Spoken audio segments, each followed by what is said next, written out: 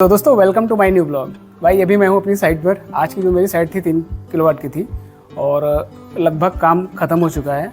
नीचे की ओर अर्थिंग का काम बचा है, बाकी सारा कंप्लीट हो चुका है। ये कल की पेंडिंग साइट थी। कल सुबह से लेकर दोपहर तक लगातार बारिश हुई, जिसकी वजह से दोपहर तक काम होल्ड रहा और उसके बाद जब बारिश निकली तो हम लोगों ने काम करना शुरू किया।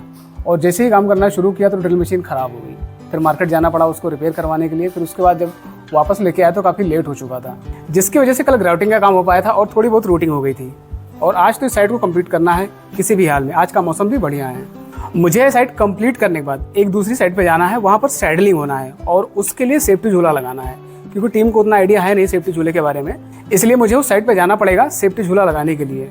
अगर आपको सेफ्टी झूले के बारे में जानकारी नहीं है तो आप सेफ्टी झूला मत लगाइए, क्योंकि ये बहुत रिस्की हो सकता है, किसी की जान जा सकती है। आपको लगाने से पहले पता होना चाहिए कि इसमें कौन कौन सी डिवाइसेस लगती हैं, कैसे लगती हैं और वो कैसे काम करती हैं। ये सारी चीज़ें आपको पता होनी चाहिए, तभी आप सेफ्टी झूला लगाएं। भाई साइट कंप्लीट हो चुकी है मेरी। सारे कनेक्शन और सारे नट बोल्ट प्रॉपर टाइट कर दिए हैं और मैं भी निकल रहा हूँ दूसरी वाली साइट के लिए, जहाँ पर सेफ्टी झूला लगाना है।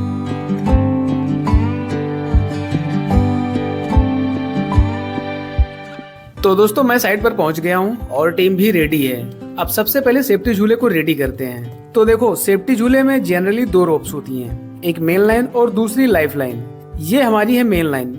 सबसे पहले इस रोप को किसी स्ट्रॉन्ग और सूटेबल पॉइंट पर अच्छे से बांध देते हैं। यहाँ पर रोप को बांधने में बिल्कुल भी लापरवाही नहीं होनी चाहिए, क्योंकि सेफ्टी इसी पे डिपेंड करती है। अभी मैं जिस साइड पर हूँ यहाँ पर कोई और ऑप्शन नहीं है इस रस्सी को बांधने के लिए, तो मैं सोलर प्लांट के कॉलम से ही बांध देता हूँ। ये भी काफी मजबूत है। ये है लाइफ लाइन। इसको भी एक सूटेबल स्ट्रॉन्ग पॉइंट पर अच्छे से बांधना बहुत जरूरी है। ध्यान रहे दोनों रोप्स अच्छे से बंधी होनी चाहिए। अगर किसी और पॉइंट पर बांध रहे हो तो पहले इंश्योर करना जरूरी है कि वो पॉइंट इस पर्पस के लिए सेफ और कैपेबल है, अदरवाइज हम कोई स्ट्रॉन्ग पॉइंट ढूंढेंगे। अब बारी है फुल बॉडी हार्नेस की। हार्नेस को प्रॉपरली पहनकर सारे स्ट्रैप और बकल्स चेक करते हैं। सेफ्टी झूला यूज करने वाले पर्सन को हाइट पर काम करने में कंफर्टेबल होना चाहिए और हाइट से पैनिक नहीं होना चाहिए। आप किसी ऐसे बंदे को सेफ्टी झूला पहनाएं जो हाइट पर काम करने में कंफर्टेबल हो, और हार्नेस को ना बहुत टाइट और ना बहुत लूज रखें। प्रॉपर फिट होना चाहिए ताकि मूवमेंट भी कंफर्टेबल हो और सेफ्टी भी कम्प्रोमाइज ना हो। अब सेफ्टी झूला सेटअप करने के बाद इसमें 2 इंपॉर्टेंट डिवाइसेस लगती हैं। पहली है डिसेंडर और दूसरी है फॉल अरेस्टर। सबसे पहले ये है डिसेंडर। तो सबसे पहले हम डिसेंडर को लगाते हैं। ये है डिसेंडर।